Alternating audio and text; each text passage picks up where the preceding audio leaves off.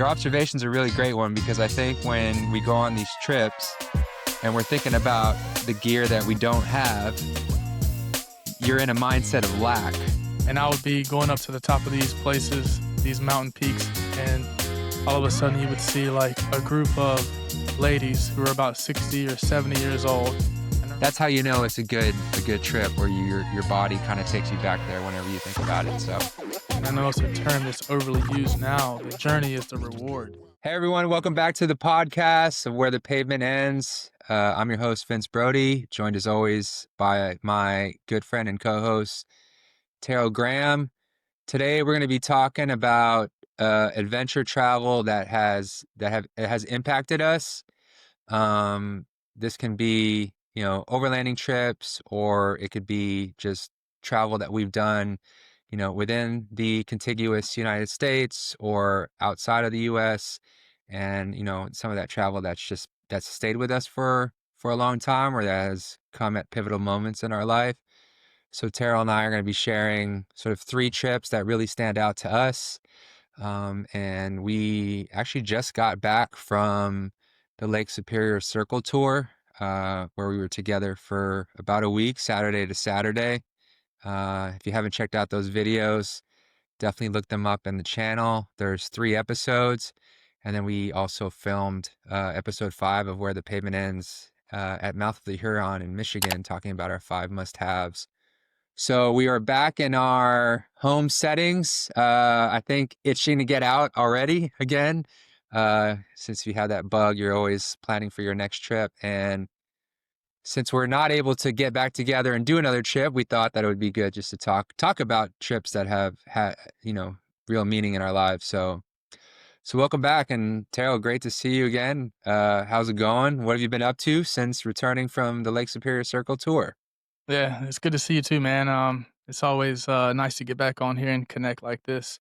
But yeah, basically, man, as soon as we got back, you know how it is. You got to start going through and cleaning out your gear, stuff like that, the typical stuff, which I still need to kind of wash my truck. It's going to rain tomorrow, so maybe I'll just drive it around in the rain to try and get some of the mud off. But today I actually went to an architectural tour of it's called the Edith Farnsworth House. It's not too far from where I live. It's a pretty popular place for architectural tours.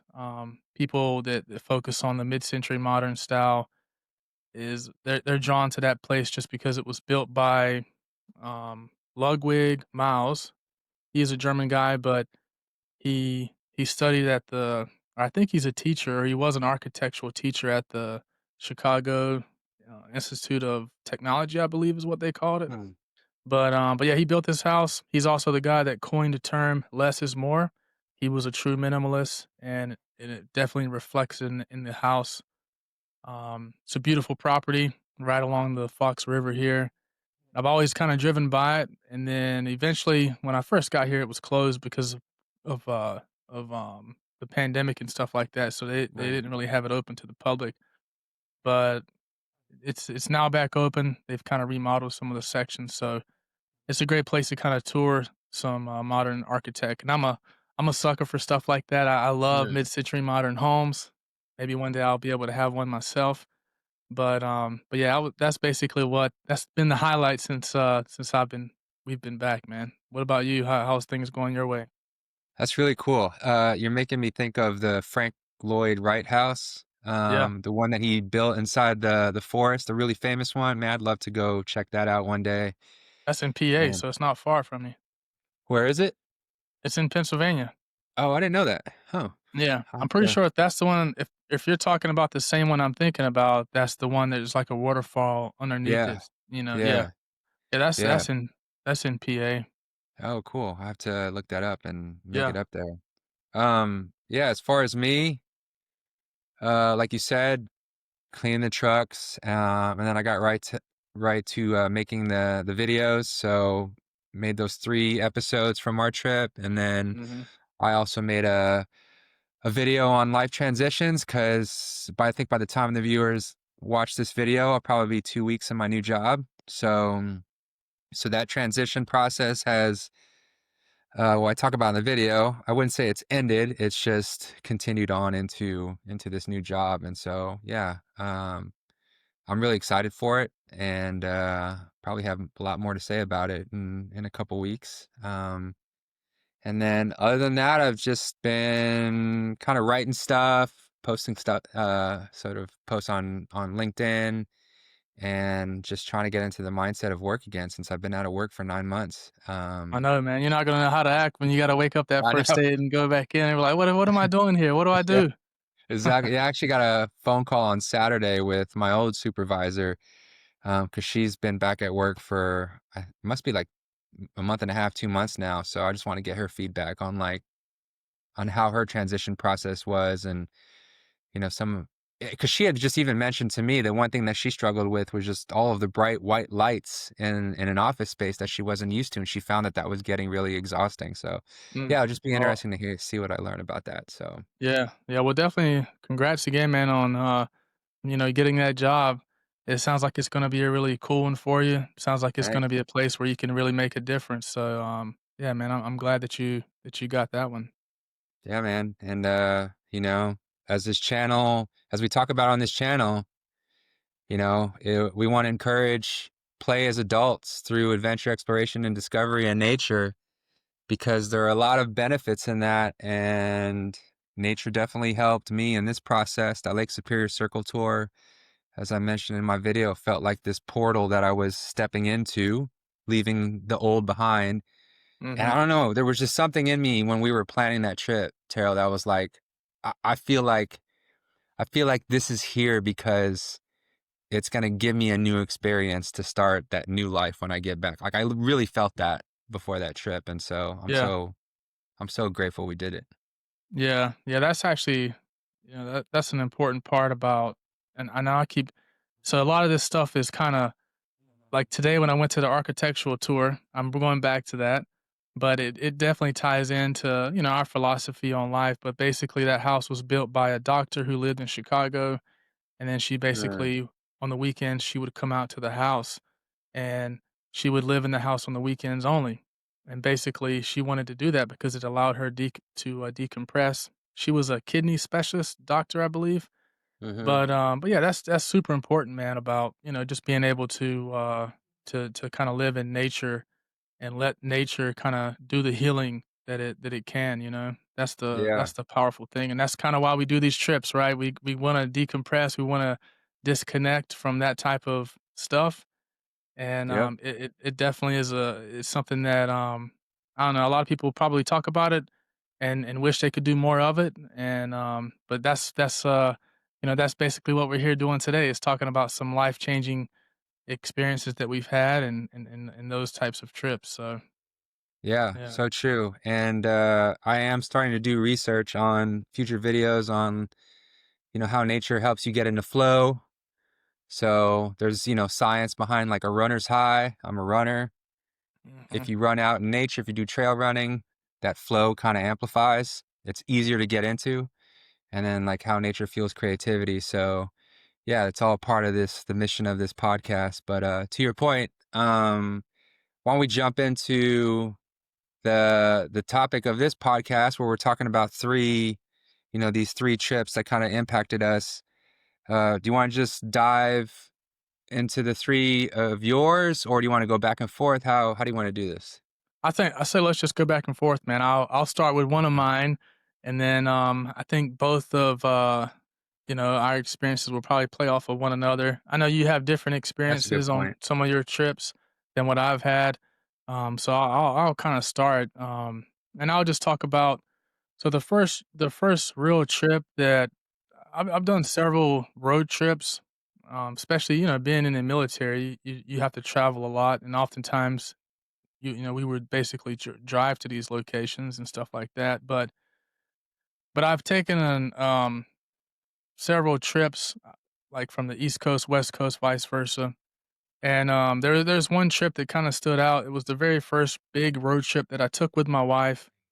We had to travel down from Maryland. We went from Maryland down to New Orleans. She was in New Orleans for a, conference for about a week, and then after that conference, we had plans to go out primarily to Arizona and Utah and Mhm. basically, just spend about 2 weeks just exploring. We wanted to do a bunch of hikes, but the thing you gotta remember here is this trip happens For me, it happened in December. So this was like Mm. our Christmas trip. In fact, I remember we were out in Grand Escalante. We found a tree that looked very similar to a Christmas tree, and we decided to take our Goal Zero and we put a bunch of lights Uh, around it and plugged it into the Goal Zero, and that was our Christmas tree that's cool. for the trip. But but yeah, the main thing for this particular trip that really kind of, it kind of opened up my eye to the possibility of doing longer trips.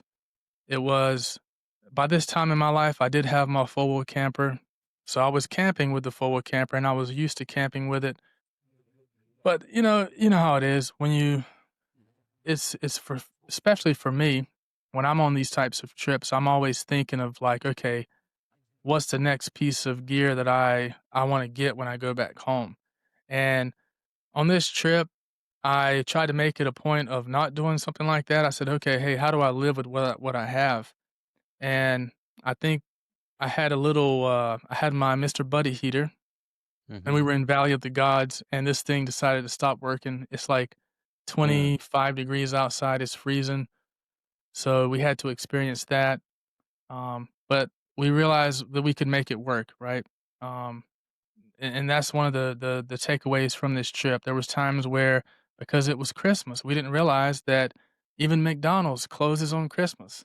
We were in line literally at the drive-through to get some food because everything else was closed. And I go as I'm driving up to the window or the drive-through thing to put my order in, the lights for the McDonald's just cut off. And I drive up to the window, I'm tapping on it, I'm like, "Hey, I'm trying to order some food." And it's like, "Sorry, we're closed. We closed like 30 minutes ago, but, like, sorry, we don't have any more food. We're going home for today." And I was like, "Man, what Yeah. am I gonna do?" So somehow we managed to, like, we figured it out, right? And that was the key thing on this trip. We figured out what we had, and we used what we had. Um, and I think that was the most pivotal moment for that particular trip. And, I remember we did a little journaling during that trip as well. And anytime I'm able to go back through those notes and kinda just, like, relive those experiences, that's the thing that stands out to me the most is Mm. I was able to make do with what I had, and I still had a great time. I know a lot of people get wrapped up about, "Oh, I need to put this on my truck," or "I need to have this piece of kit before I go on this trip." But I didn't have any of that stuff back then, and I had a great time, and anytime I'm thinking about purchasing something, looking forward, like, say, tomorrow, I'm starting to if I start thinking about, "Oh, I need this particular piece of kit," I always think back about that trip, that road trip that we took, and I'm reminded that, "Hey, I had a great time on this trip, and I didn't Mhm. have any of that type of stuff." So it reminds me that I don't really always need it. I don't always need the type of gear that's being shown to me on Instagram or YouTube or whatever platform, some advertisement is popping up telling me that, "Oh, I need this hot water system," or, stuff like that. But Yeah. yeah, not to beat it down anymore. That was the first one for me that really opened up my eyes to that type of travel, and it made me realize that I don't need everything. I can just go with what I have. But yeah, what about you? So I've got 3 reactions to that and then 1 question. Okay. The reaction is I used to be the guy that worked on Christmas Day. I worked at Starbucks, so Oh, I'd man. be the Yeah. guy that was in the shop having to tell customers close, so I know what that feels like. The second one is, your point your observation's a really great one because I think when we go on these trips and we're thinking about the gear that we don't have, you're in a mindset of lack, right? And if Mhm. you're in a mindset of lack and you're thinking about that gear, you're actually taken away from the experience because your mind's in the future instead of being in the present moment. Yep. And then you don't really cherish what's happening right then and there, right in front of you. So I like that observation. And then the third one was, well, I think I already mentioned it with the whole presence thing. So my question to you is, what was the first sort of overlanding trip you did with your wife? That was probably the first one. That That was was the the first one? biggest. Yeah, that was probably the first one that yeah, definitely the first one that we did together. We, I think we had done some small trips, like weekend, 4-day week, Yeah. 4-day. I think we also had at that point, we haven't had yeah, we didn't we did another trip shortly after that. We went up north because at the time we were living in Maryland. But yeah, that was our first big trip together, yeah. And it was cool to see you guys, the two of you together on Lake Superior Circle Tour. And I was just mentioning this to a good friend of mine. You guys have like a system down now, right? Yeah. Where I can tell you each are playing your role and you're so efficient. And luckily now I can be as efficient with you in closing my four-wheel camper as before you guys had to wait for me to roll up the swag and put away the awning. So I can keep pace with you guys, but I'm still not as efficient as I'm one person, and obviously you guys, like I said, have your system down. So it was really cool to see. Yeah, that definitely took a little bit of time getting used to and trying to figure that stuff out. Yeah, But but yeah, it's important whether you're one person or, you might be traveling with a group of people. It's always nice to be able to lock it in and kinda yeah, have that system set in place that makes it just run, again, kind of back to what you were saying, it just flows better. yeah. So my first like really impactful trip I want to talk about was to Namibia.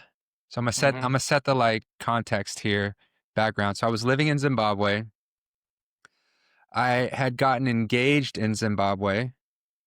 Uh, I was madly in love, and my then fiance had taken a job somewhere else outside of Zimbabwe, and uh, it felt like overnight everything just kind of came crashing down, and the wedding was called off. I mean, we had the venue booked, we had paid the photographer, like the invitations were already developed and were ready to get sent out, and then things just abruptly came to an end, and it shattered me, man, at that Mm. time. And Yeah. I had never felt a broken heart that deep before. And in fact, that's what drew me to get my first Ridgeback Zembo, because I needed that companionship in my life. It was just really difficult. And then after I got Zimbo, the first Ridgeback, I, something inside me told me I need to get out of here. And so I Mhm. booked a trip to Namibia, to Sossusvlei. I don't know if I'm saying that correctly, but Namibia is a country where it's like 80% national park. Mm. Um, like it is, I think they have a population of like 800,000 people. And then it's just it's like an adventure country, basically. Yeah. And so I went on this safari to Sossusvlei. We were out there for about a week. Flew in on this small chartered Cessna plane. It was like a two-seater. So that was pretty scary. You could feel every bump on the flight. And then we were picked up in this really cool two-door, like 110 Land Rover Defender, the Nice. typical Africa safari vehicle that you see. Um, and then we, did ATVing. I went with a friend of mine. We would do like ATVing during the day. We would see, wildlife, ostrich. Uh, I'm forgetting the name of the antelope that's there. Oryx. We saw oryx. Mm. And then we would do safari drives. We would also do safari walks. And then we went on this hot air balloon. It was my first hot air balloon that for the first time, and it was really cool. It was like this German pilot, ex-pilot. The guy had this like really heavy accent. I felt like I was in some sort of like Indiana Jones video. I mean, he felt like this Hollywood character. Yeah. I think the guy was probably drinking while he was driving or flying the hot air balloon as well. Oh, But man. the coolest thing about it was this guy landed the hot air balloon on the back of a Toyota Hilux pickup truck. Oh, Like wow. he landed it in the bed. Dang. And so that was amazing, the precision that you need for that. Um, and yeah, it was just there was one moment there in the back of the Defender where I just felt this like pure bliss of happiness, just being in that wide open space. Mhm. Not a lot of people in Namibia, so I really felt like it was remote and just quite a unique experience. And now that even when I'm thinking about it now, I just feel like my inner core, my inner experience is reliving it. Like it feels like I'm there again. And so Yeah. that's how you know it's a good trip where your body kind of takes you back there whenever you think about it. So that was my trip, and I know you and I have talked about going to Namibia before, like going to the Skeleton Coast and like renting an Yeah. overland vehicle and just doing a self-driving safari, which would be totally cool, but it's really Oh, expensive. yeah. Yeah, Yeah, maybe that's something that we can do for like like a milestone event. Big, like a I big like that. stone. Yeah, I know what was it? Several years ago you talked about climbing Kilimanjaro for like Oh your what was it, yeah, your 40th birthday or something like that? and I Was wanted to that go to Bhutan. Yeah, I think it was. something Yeah, I think it like was for that? my 40th birthday. Yeah, Yeah. But maybe we can do that for like our when we like for a 60th birthday or something. Maybe by then we'll have enough money saved up to do a big trip like that. yeah, that would be But, really awesome. That'd be really but I awesome. I think and I think there's one thing that you brought up there when you were talking about your trip there that experience that you felt was the being remote, and I think that's what I always kind of envision when I think about Africa. I think about any types of I guess any types of trips in Africa. I just picture, you know, you got your truck there or whatever you're traveling in, and then I just imagine like just endless landscape, as far as the eye can see. And I think that's what draws me to it the most. I think for me, probably the most remoteness I've ever experienced was probably being out in probably Alaska or something. But I think Africa has that different vibe because also too, you have that. I mean, you have well, it depends on where you're at, right? There's a lot of desert, there's also a lot of jungle and stuff, I Um, guess, in different places. But what's the environment like in Namibia where you were? Was it kinda more it was desertous or was it a little bit of yeah, it was both? more desert, um, grasslands. But yeah, it was more desert where we were. Yeah, But man, the sunsets and sunrises out there. And to your point about like the remoteness in Africa, I think the other cool thing is like you're constantly on the lookout for wildlife. I think that's yeah, another thing that Africa has is it's got like real wildlife. yep, Not that we don't and not that that Alaska doesn't, but it's just different.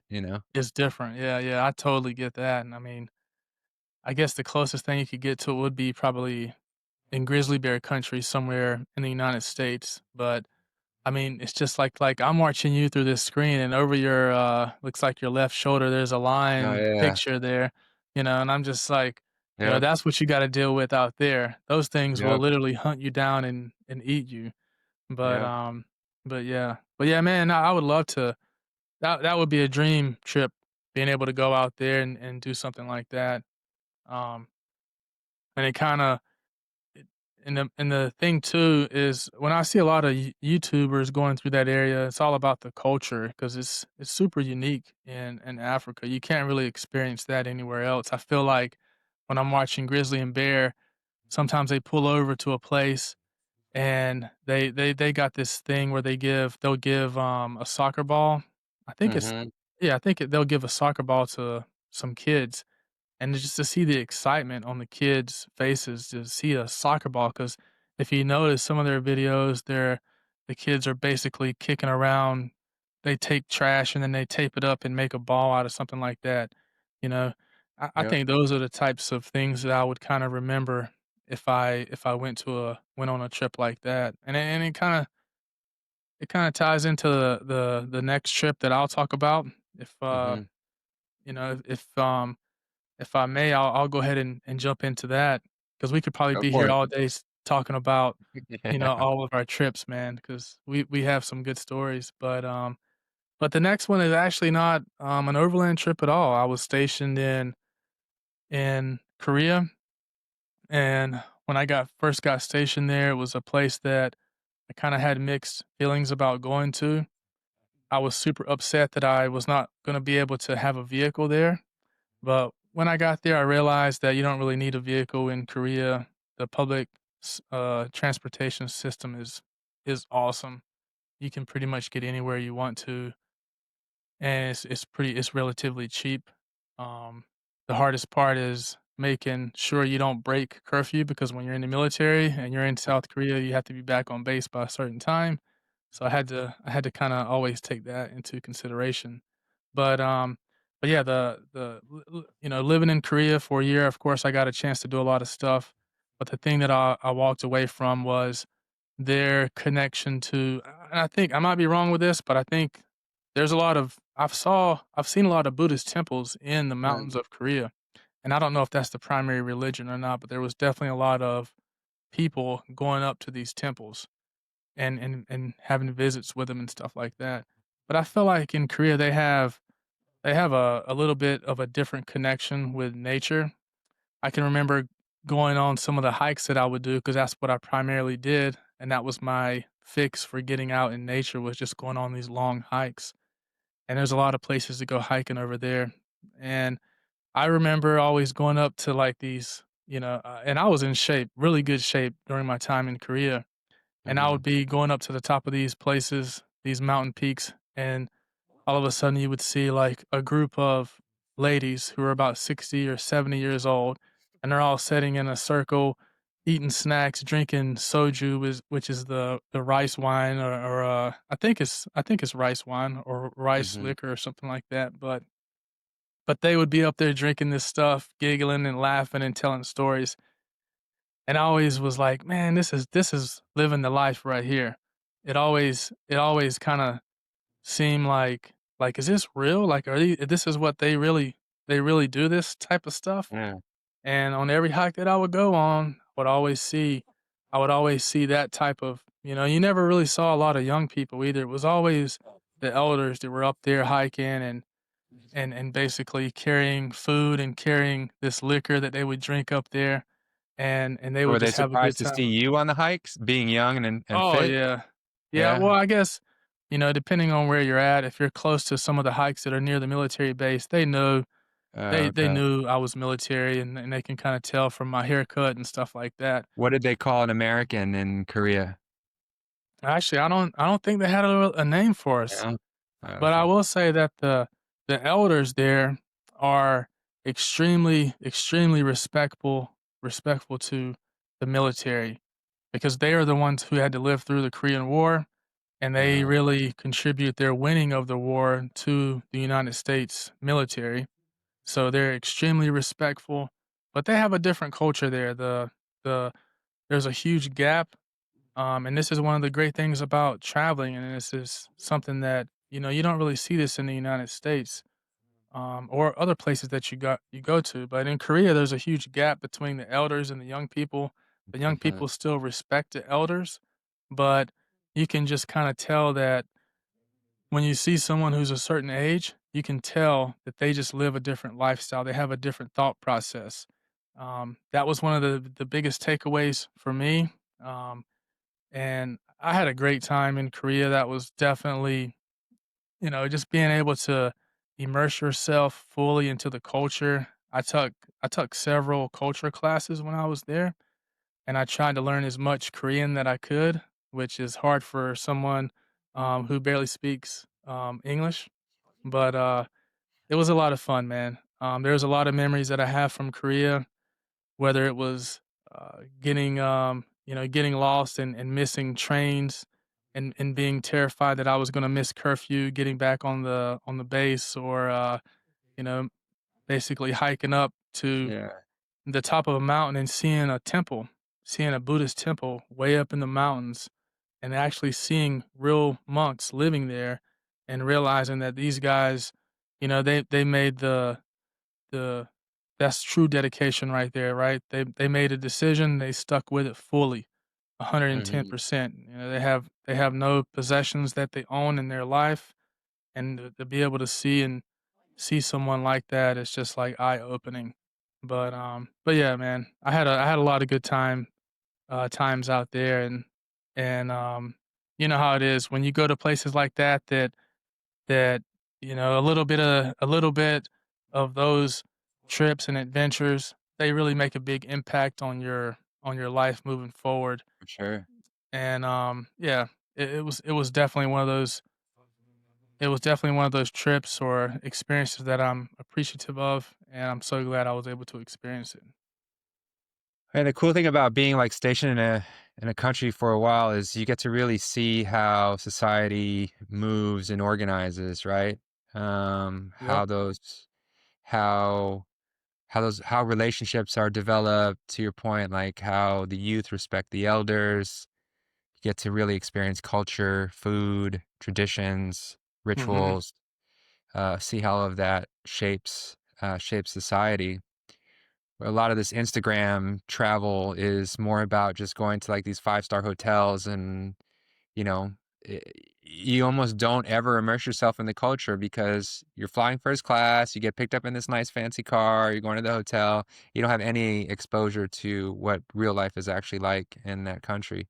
So it's always nice to Yeah. just spend more time and try to develop those local relationships. Because even when I was stationed overseas, through my job, I would purposely try to steer away from the expat groups and communities because I wanted to build friends that were like actually from the countries.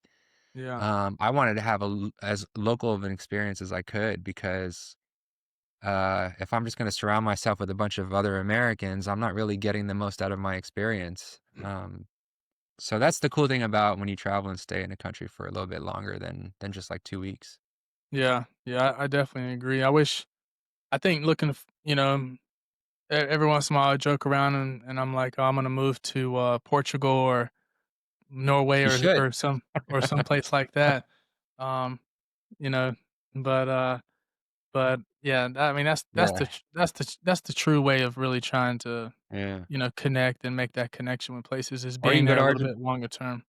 go to Argentina, man. You know, Argentina? $20 billion bailout. They'll love Americans down there now. Oh, yeah. I'd rather go to, what is it called? What's the place? Patagonia. Where's Patagonia at? Chile. That's I'd rather go to Argentina. Chile. Yeah. I think it's Patagonia? shared with Argentina, Chile. So, Yeah, they got that weird, like, coastal part, and then the mhm. Argentina's the other part, but yeah, Yeah. I wanna do a trip down there, maybe one day. Yeah, me too. That can be for our Yeah, 50th birthday. yeah, maybe that'll be because it's cheaper for that, right? Yeah. All right, so my second like big trip was I think this is actually, now that I started with that first one, I'm kind of seeing the connection now for the first time, I think. So the second one was in 2013. Mhm, I just moved back from the States from Palestine, and I was 32. okay. I had accumulated a good amount of savings, and I was in the best shape of my life. Mhm, And out of nowhere, I just quit my job. I didn't have a plan. I sold all my stuff, and I just hopped in the FJ Cruiser with Zimbo and just took off. yeah, I think my mom thought I was crazy. I had one goal, and that goal was to find the best city for me to start a new life in. I thought that was gonna be in, like, Park City, Utah. I never made it out there. But I went to Colorado first to visit my brother, and that's where I did my first 4 by 4 trail ever. Like, it's the first mm, time I'd ever put well, outside of Red Cloud, like a real trail where I'd put my truck in 4 by 4 low, and that was on Black Bear Pass. That was that was the first time. nice. I actually almost rolled the vehicle on Black Bear Pass because before you get to the switchbacks, there's a spot there where a lot of people, like, if you don't get that angle right, you roll forward. Mhm, I almost did that. Uh, and then so on that trip ended up being 45 days where I was kind of just roaming around the US. That's how I discovered Fort Pierre in South Dakota. mm, I'd gone to Yosemite, I'd gone to Yellowstone, I went to visit my sister in San Francisco. Um, and I was kind of just wandering around aimlessly. And then when I was in Yellowstone, I got a call about a job in South Sudan, and yeah, I looked at my bank account and I saw it like had gone down quite significantly from the trip. So I took the job and I drove back home and then I don't know, like a month later I found myself in Juba. But but yeah, that 45-day sort of overland trip here in the US, living out of my FJ, I think was probably the biggest trip I've ever done in terms of like a single trip in a vehicle. I was camping out of a Walmart pop-up Coleman tent. And I think I had like some Rubbermaid boxes. Um, I didn't even know how to strap things down on my roof. I was constantly like pulling over at rest stops to see if everything was strapped down correctly. Um, and yeah, the only thing I really oh, then I was then I was also dating someone else at the same time. She flew out to I can't remember where I picked her up, but we went to the Grand Canyon, South and North Rim. That was my first time. I was just completely blown away by the Grand Mhm. Canyon, Yep. and it was her first time to the U.S. She's Zimbabwean but lives in London, and talked about the same thing I shared in our trip to Lake Superior, where anytime there's an international that comes to the U.S., the first thing they say is how Americans talk a lot. That was her observations. Like Americans are just they're so friendly and talkative here in the US. And I'm like, yeah. Yeah. So we experienced that on the Lake Superior Circle tour. Yep.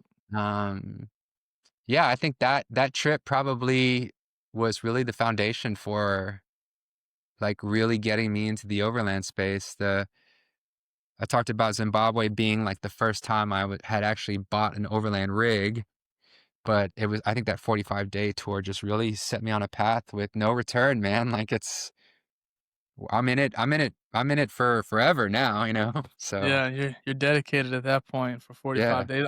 What I love the most about it is that, you actually set out on a for a different purpose, but, you set out with the intentions of trying to find a place where you could settle down or maybe live in a city that, connected with you, right? Um, and I think that's something that, um, you technically didn't do because you didn't drive through South Sudan on your trip, and, Yeah. but you ended up going there for a job, but that's the cool thing about a lot of these trips, that when you take them, you don't really yeah, you might have a little bit of an idea of, "Hey, this is what I wanna see and do," but that right there is really where and I know it's a term that's overly used now, the journey is the reward. Mhm. You didn't really looking back at it, you have all these memories and all these experiences that you took away from it, but the actual goal of the trip, you didn't really hit that goal. You didn't really find a city that you connected with, I guess, or that chance didn't really happen on that trip, but that was the purpose of the trip at first, I guess. But, Yeah. but how you said you were out there for 45 days? 45 days, yeah. 45 days. It was one of those periods in my life where I just felt invincible. Like, Yeah, yeah, I just thought I could do anything. yeah. Now do you think you could redo that same trip today, knowing what you know now? Uh, uh, maybe. I think it would have to be honestly, like, I thought about just doing that, you know, with the Yeah, whole YouTube strategy. I think you yeah. saw me just get really frustrated with the rejection emails and saying, you know, screw this, I'm gonna focus on something else and do something more creative. Like I think I was heading in that direction, Yeah, you know? yeah, I can definitely yeah, I definitely can see that. I mean, and why not too, right? It's like in a way, like that's really what we're all trying to experience, and Yeah. if you can make a living doing that, then that's like a true gift right there. Um, that's the way Yeah, I I see started it. thinking about like, man, what happens if I get to the point where I need to sell the patrol or where I need to Yeah, sell the house, you know what I mean? You start thinking about that stuff yeah, when you're confronted with this prolonged period of unemployment. And so, yeah, yeah. you know. Definitely, that's when you definitely start to you think about those second, third order, Mhm. effects or, really, really, like, deep down start considering things, but on that trip, though, I wanna ask, like, what was the most, I don't wanna say scenic place, but what was the most what was a place that you remember going to that was just like, "You know what? Yeah. This is a place that, that I would love to just kinda spend a lot more time in." Maybe not necessarily live in, but I could spend an extended amount of time, like, right here for a long time. Uh, I thought about moving to Denver, actually, at that Yeah. point. I had even visited a couple organizations and walked in with my resume to see if I could get a job. That obviously didn't end up happening. But I would say, like, Namibia was one of those places where I was just constantly in awe every day. Mhm. Like, I just didn't have the word to describe the vastness and beauty of what was Yeah. in front of me. And the Grand Canyon gave me that same experience. It's like one Mhm. of those, you just like everything just slows down and time stands still and you feel like you're the only person witnessing this. Like, and Yeah. you're kind of looking around going, are other people feeling the same way I am? Because I feel like I'm the only person in the universe right now. Yeah. Um, so the Grand Canyon was one of those places that did that for me. And then you'd probably agree with this because I think you've been there too. Seeing the general tree at was it Kings Oh, Canyon Sequoia National Park? yep. Mhm. Seeing how massive those trees are. Yeah, I Sherman. mean, you're just like, am I in the presence of some ancestral god? You know? Yeah. It's Yeah, amazing. dude. Yeah, that place is yeah, whenever I first yeah, for me, I think when I first went to Sequoia, I had been to the red like, the what is it? The one that's near San Francisco. They have some massive redwood trees as well. But Yeah, the ones that are in, Sequoia, they have I think it's General Sherman is the big boy, the biggest one that's it. there. That's it, yeah. Yeah. But yeah, you kinda like and then the crazy thing is they kinda come out of nowhere, you don't Mhm. really see them from a distance and be like, "Oh, yeah, that's the big one right there." You literally you're out of your vehicle or you're maybe driving down one of those roads and then all of a sudden you come around a turn and then bam, it's like right there all of a sudden. That was definitely something that, you know, you that is definitely a place where you're like, "Oh, yeah, I wanna spend more time here and just kinda take it in." Um, and I love hearing people's reaction when they speak about the Grand Canyon. I feel like there's like say there's like another Earth or another Milky Way galaxy, and there's an Earth inside that Milky Way galaxy just like ours. And you know how here everybody lives in these cities, like everybody, they live in New York City, Chicago, San Francisco, places like that. Those are the large cities where people live. But I wanna know if in those other dimensions, I would be living in the Grand Canyon. Like, I just picture, like, all these people in these little mud huts or whatever type of structures they live that are made from the earth. They're, like, lined around the Grand Canyon. That's where Uh-huh. I would that's where I would be fighting for real estate right there. But yeah. And I think for me, man, did you get a chance to go through Sedona on your trip? No, I didn't. Have you ever been through Sedona? No, I've never been through That's one Sedona. place you oh, yeah, okay. That's the Yeah, place for me whenever I go through Sedona, I'm just like, "Man, I need to figure out I need to figure out how I can live here." I'll work at McDonald's if I can even afford, like, a little studio apartment right here, yeah, in that place. That's a yeah. special place that that's I always think touched me. Cody, Wyoming did that for me, but I could never afford no, not Cody, Jackson's Hole, I was but gonna say, yeah, I could never yeah, afford to live there, man. yeah, we'd be You gotta be stuck making like living $1 billion a year to live there now. yeah, or we gotta you can become somebody's pool boy or something where you live in their, pool house, Yeah, for a little bit of time or something, yeah. yeah, yeah, But, those are 2 but yeah, the pictures I've seen of Sedona look amazing. yeah, But yeah, so what's yeah. your 3rd, destination or travel? Yeah, my 3rd one here, if you've listened to any of the other podcasts, you're familiar with this location, and that is our trip that, I actually took with you, man, down to Guatemala or in Guatemala. We, I I made the flew in, list. yeah, it was another, for me, it was another, like, Christmas time trip, um, and yeah, I think the biggest thing that I walked away from that trip, not really realizing.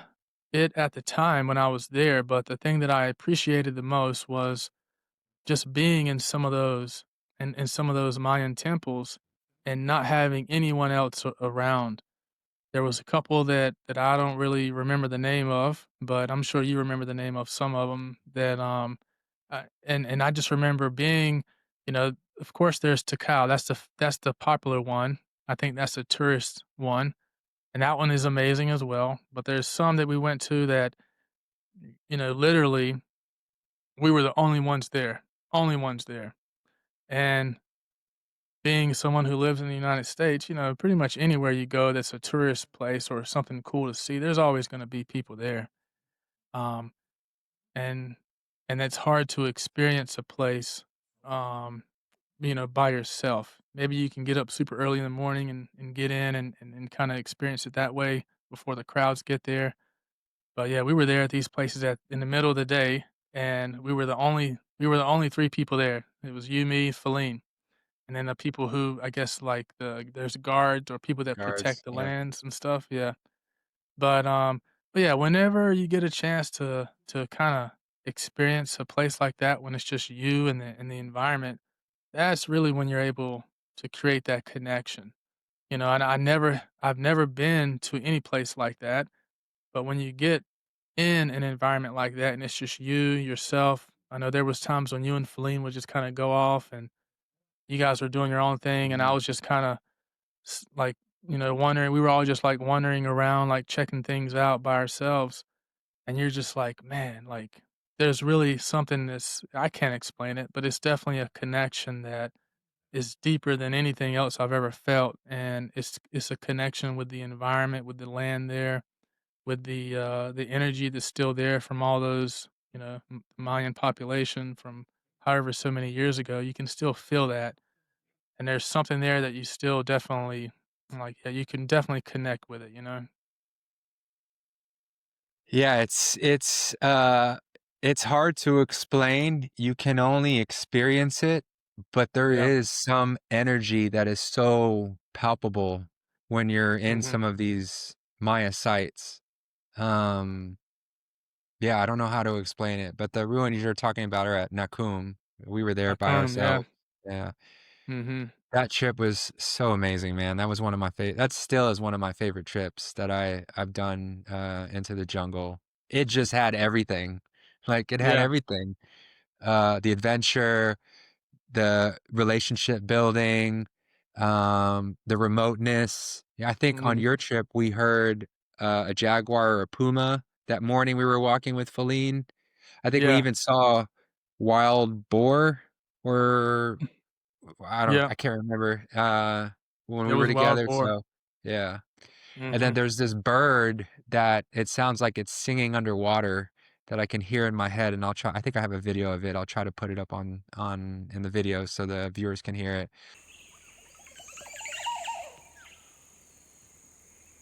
but yeah, place is so amazing, so amazing. Yeah, it's definitely like you mentioned earlier, it's something that you gotta experience it yourself. You can't read about it in a book. You can't you can't get that same feeling by watching it through a video or anything, Yeah, stuff like that, but yeah, that's definitely a place that or a trip that will always be with me, so thanks mhm. again for that opportunity, man. It was Yeah, a I good one. know. But, uh Yeah. but yeah, let's kinda wrap this up, and let's talk about your last place. Yeah, so mine doesn't have to do with heartbreak. The last one doesn't have to do heartbreak. There's no girl involved in this one. No, you know, no shattered dreams. So this last one occurred in 2019.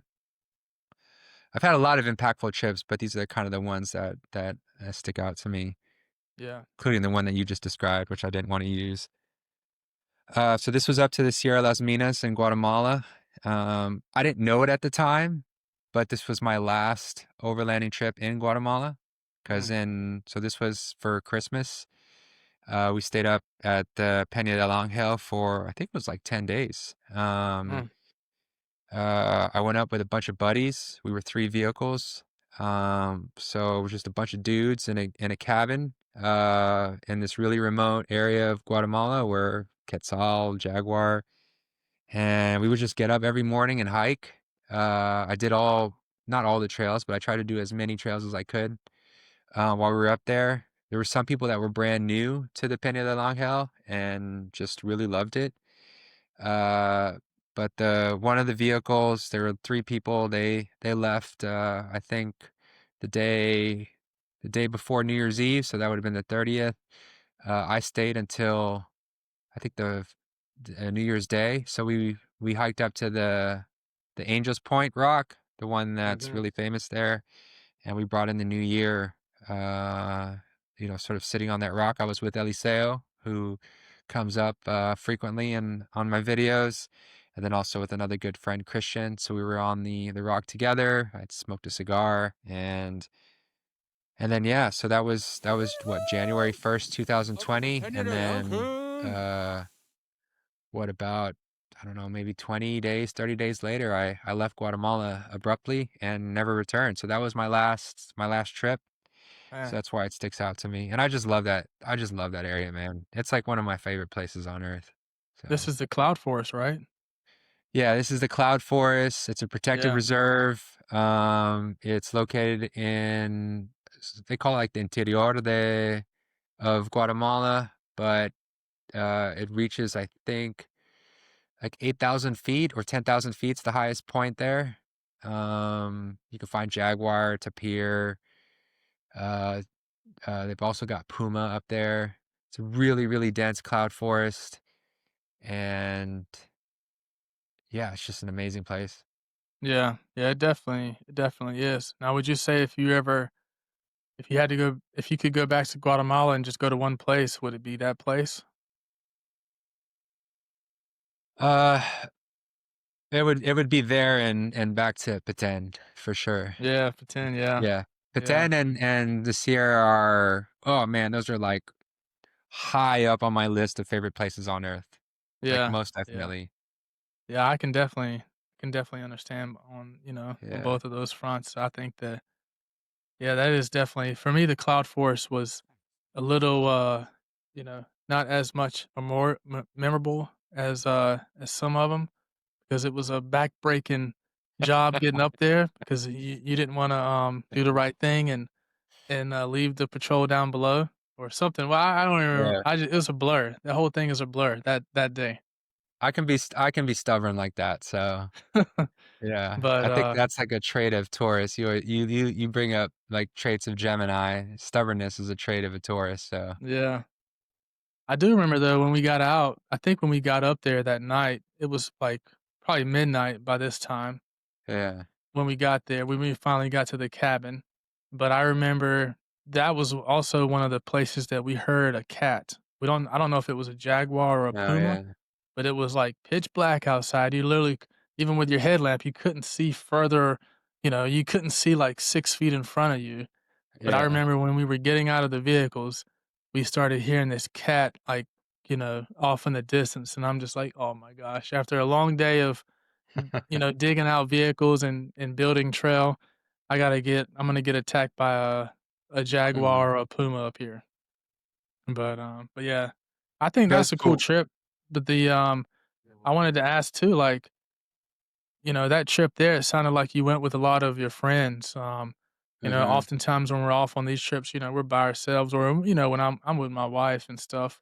But yeah, I'm just curious, do you think that that created the experience more because you were with other people like that?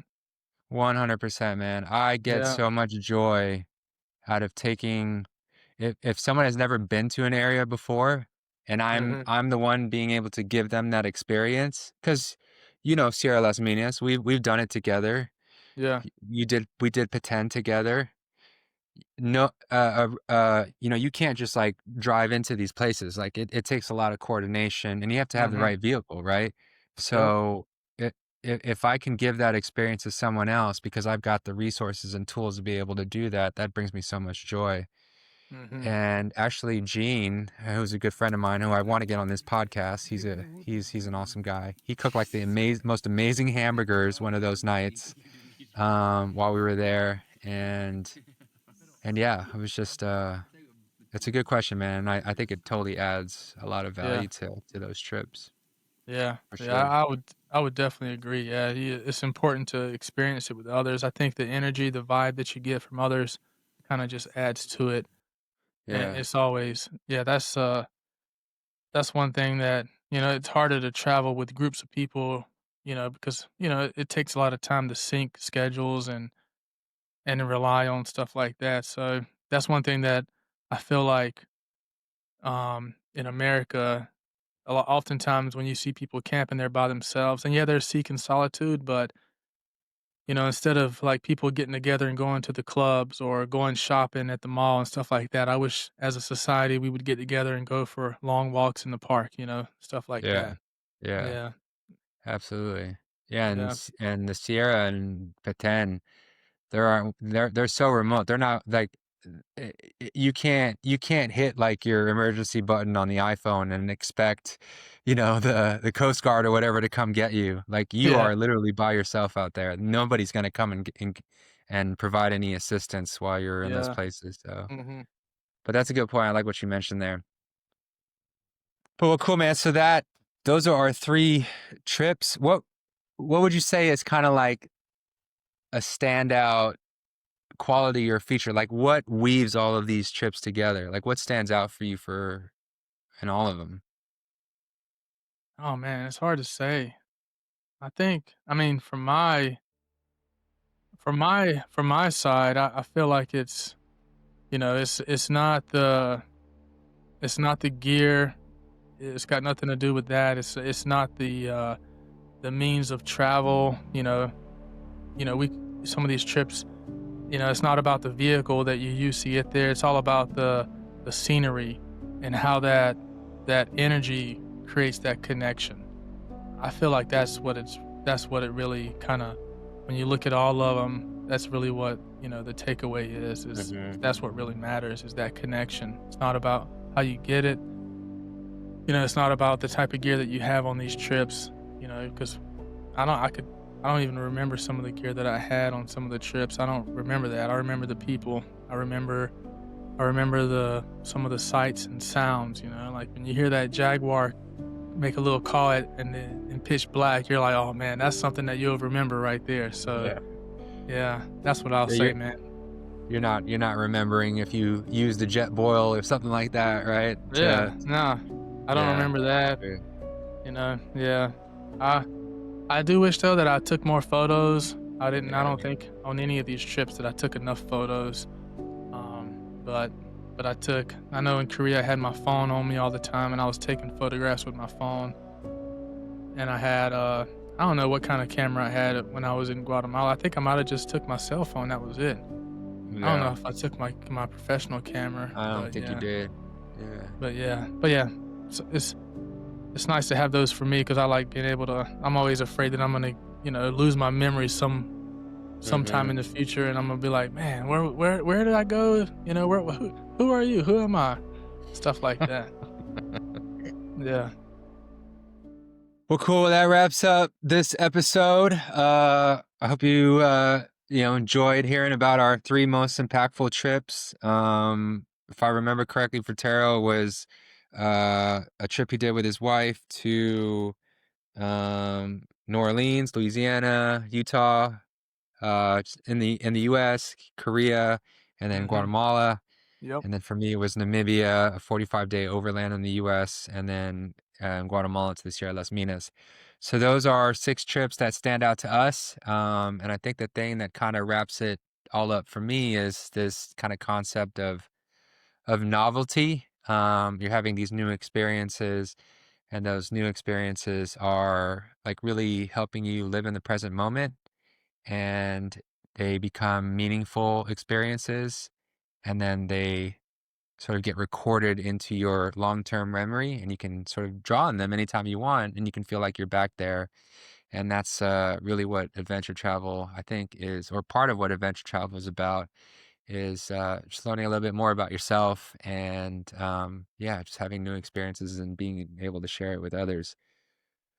So let us know in the comments what standout trips you have in your life. If you've been to any of the places that we mentioned before, where you would want to live in the U.S., if you could pick a perfect city. We'd love to hear from you. And yeah, make sure you like, comment, and subscribe, and check out the other 5 episodes of Where the Pavement Ends. It's crazy. We're on episode 6 now. And I know. It's a lot of fun. Excited to keep going. Yeah, it's pretty cool. Yeah. Any last words, Terrill?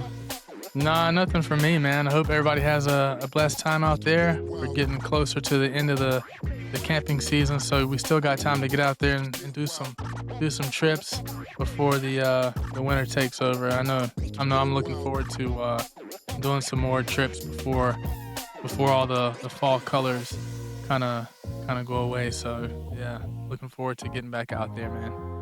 Awesome. Well, thanks for tuning in. Appreciate you all. And don't forget to get outside where the pavement ends. Yeah. All right.